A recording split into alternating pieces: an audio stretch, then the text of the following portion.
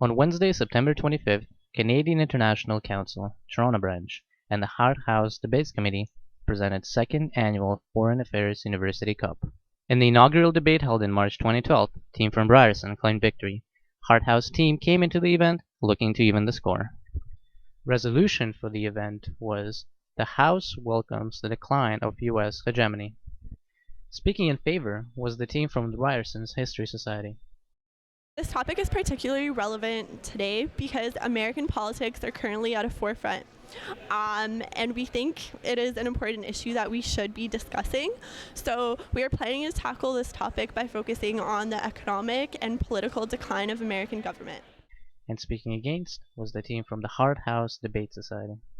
I think American hegemony has been a positive force in the world ever since the U.S. became the dominant power. And as a dual citizen, I think we've got the arguments on our side. Yeah, I agree. I think that we're really seeing a lot of changing norms in the system right now, and that with Syria and a lot of other issues, the decline in U.S. hegemony is causing real problems. I'm really glad to be defending this motion. Atmosphere was full of energy as the fully packed, sold-out event began. Team from Ryerson kicked off the debate. And if the government cannot take care of its own people, how could we possibly expect it to take care of the rest of the world? But the team from the Hart House rebutted really strong. So for those of you who speak IR, you might be familiar with hegemonic stability theory. Competition intensified as both teams showed how well prepared they were.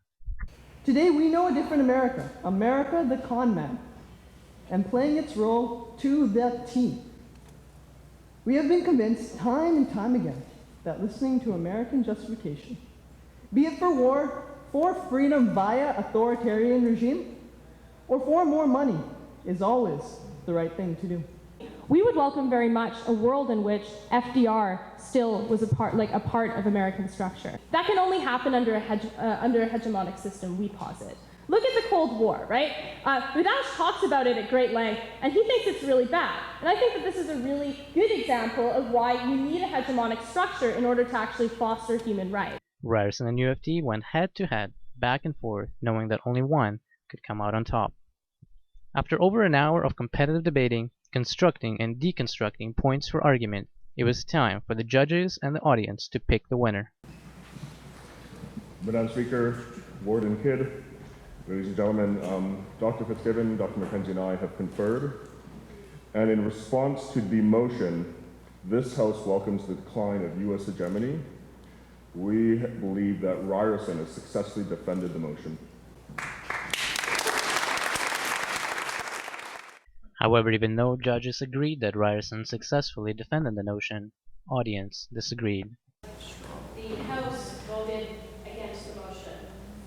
33 voted in favor and 47 voted against. As such, the final decision came down to the Madam Speaker from University of Toronto. In my opinion, based on the resolutions that was this evening, which was this House welcomes the decline in hegemony, I have to say that my vote is in favor of the University of Toronto, and I believe that the against won, and so I award you with the second annual CIC Foreign Affairs University Cup. Congratulations.